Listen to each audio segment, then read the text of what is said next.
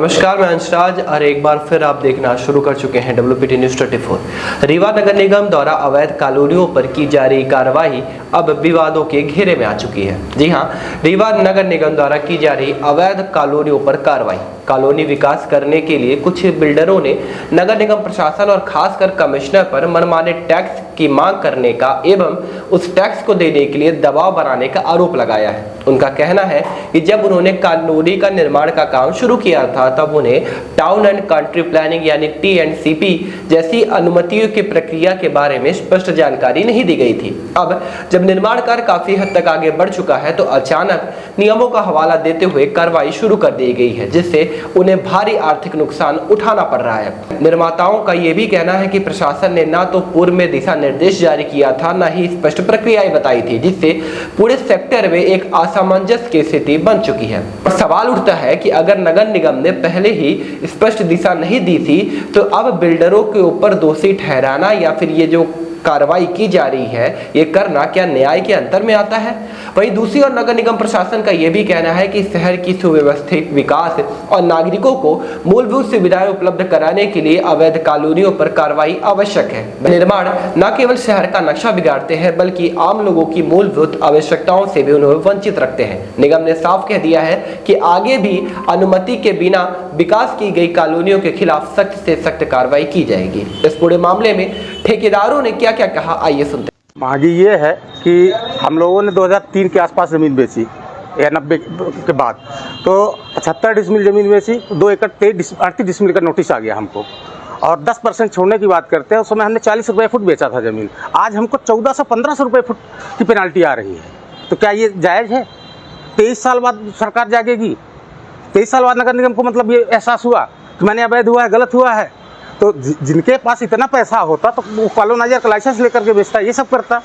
जितनी भी मतलब ये इसमें वो किया सब विसंगति है, अन्याय है पूरी तरह से। अब क्या है, आप लोग इस चीज़ की जानकारी नहीं दिए थे कि आप गलत तरीके से ज़मीन बेच रहे हैं? जब हम लोगों ने ज़मीन बेचा तब ये कोई जानकारी नहीं थी कि कॉलोनाइजर का लाइसेंस लेना है, कितनी ज़मीन छोड़ना है। फिर भी हम लोगों ने रोड नाली छोड़ करके ज़मीन बेची। जब आप कॉलोनी डेवलप की है तो उसकी परमिशन कहाँ से मिली? परमिशन नहीं मिली थी।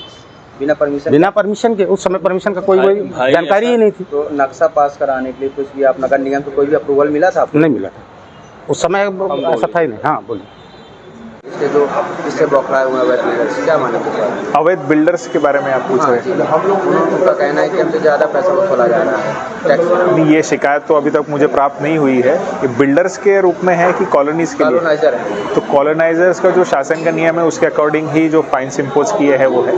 अगर कोई आपत्ति है तो हम तो समक्ष में सुनवाई हर मंगलवार को कर रहे हैं। कुछ लोगों ने प्रेजेंटेशन भी दिया हुआ है इस संदर्भ में कि हमारे जो रेट्स है, कलेक्टर रेट्स जो उस समय के रेट्स है उस समय से लिए जाए, ना कि प्रेजेंट रेट में लिए जाए। उससे शासन से मार्गदर्शन लेके हम विधिवत कार्रवाई करेंगे। उनका ये भी कहना है कि जो परमिशन हमको मिले तो वो नगर निगम दी है, पहले हमको ये नहीं बताया गया था कि कॉलोनी TNCP अप्रूव बनाई जाए।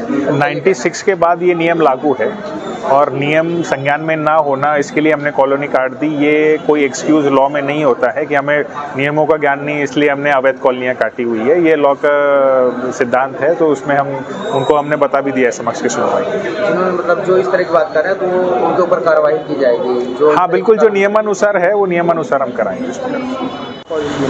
जी, महापौर जी को ये ज्ञापन है, ये ज्ञापन सौंपने आए हैं जो हम लोगों के ऊपर अवैध कॉलोनी को वैध करने के संदर्भ में 10% भूमि न छोड़ने पर आज की दर से वसूली की जा रही है। लगभग जितने भी लोग यहाँ आए हैं सब लोग भुक्तभोगी हैं। किसी को 18 करोड़, किसी को 30 करोड़, किसी को 2 करोड़। इतना रुपए तो किसी ने ज़िंदगी में देखा है ना सुना है। और जो ज़मीनें बेची गई थी हमारे पिताजी के द्वारा या जो सयाने लोग आमजन खड़े हैं, वो अपने पुत्र को पढ़ाई के लिए, बच्ची की शादी या कोई कर्ज या खेती नहीं हुई तो खाने के लिए बेचे गए थे। तो ना तो कोई कॉलोनी का लाइसेंस था, किसान थे, ज़रूरत के अनुसार कई सालों में थोड़ा थोड़ा बेचते गए जब जैसी ज़रूरत पड़ी। अब अचानक 22-23 साल बाद, कब कोई 30 साल बाद ये लोग किसी को 2 करोड़, 4 करोड़, 10 करोड़ का नोटिस भेज रहे हैं जो न्यायोचित नहीं है। इसलिए हम लोग ये दे रहे हैं। तो जैसे कि आप लोग ज़मीन बेचे तो क्या 1996 के बाद बेचे हैं कि उसके पहले ज़मीन बेचे हैं? 1996 के बाद कुछ ज़मीनें हैं, कुछ पहले की भी हैं।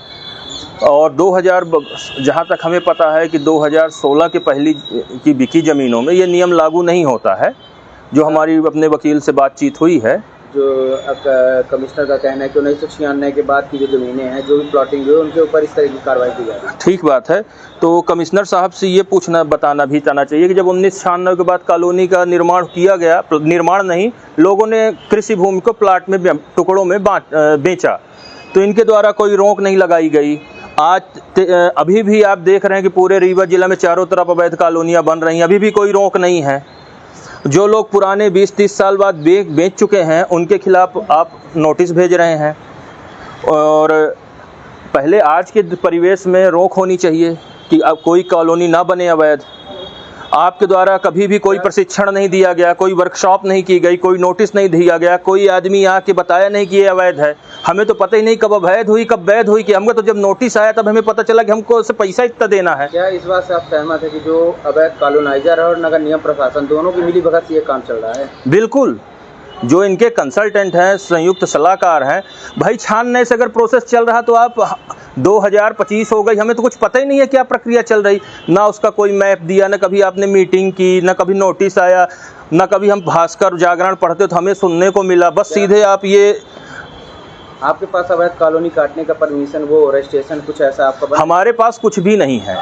बिना परमिशन, बिना रजिस्ट्रेशन कॉलोनी काट रहे हैं आप? हम कॉलोनी भी नहीं काटे, हमने केवल हमारे पिताजी ने आवश्यकता अनुसार भूखंड को सेल किया। आप बता देते हैं कि भाई ये अपराध है तो हम ना करते, पिताजी ना करते। वो तो इतने पढ़े लिखे नहीं, इतने जागरूक नहीं हैं, इतने कानून के ज्ञाता नहीं हैं। आप लोग ज्ञाता हैं, आपको फील्ड में जाके बताना चाहिए था। आप लोग क्यों चुप्पी साधे हुए थे?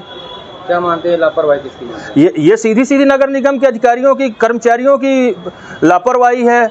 आज ये अपना राजस्व भरने के लिए सबको फांसी की सजा चढ़ाए दे रहे हैं। करोड़ 2 करोड़ रुपए यहाँ कोई आदमी अपने आप को बेच दे तो इकट्ठा नहीं कर सकता। आपकी कॉलोनी कटी थी तो उसका नक्शा पास होगा, तो नक्शा कौन पास किया था? कोई नहीं किया था, कुछ भी नहीं था भाई। और उसमें भी एक हमारा प्रश्न है कि हर जगह से एक 2 आदमियों को पकड़ रहे हैं। कॉलोनी तो पूरी अवैध है। हमारी खेत अगर बीच में है तो जब सामने वाले बेचे तब रोड आती गई, तब हमने भी बेच दिया उन्हीं को देख के। ना आपको उनको रोक लगाई ना हमको लगाए। अब आप पूरे कॉलोनियों में से केवल कुछ लोगों को नोटिस भेज रहे हैं। हमारे चाचाओं ने बेची, हमारे पूरे परिवार ने बेची, पूरा बाहर के प्रॉपर्टी डीलर आके बेचे, उनको कुछ नहीं कर रहे हैं। क्या नाम है आपका? मेरा नाम शिवनारायण मिश्रा है। हमारे पिताजी के नाम से नोटिस आई है, बद्री प्रसाद मिश्रा। ऐसे कितने कॉलोनाइजर आपके साथ में है जो इस तरह से परेशान हैं? हमारे पास जिनको नोटिस गई है, लगभग हमारे पास आज 40 से 50 लोग इकट्ठा हो चुके हैं, और जो सब परेशान हैं और बाकी लोगों से बात चल रही है वो भी परेशान है और सब साथ में आना चाह रहे हैं।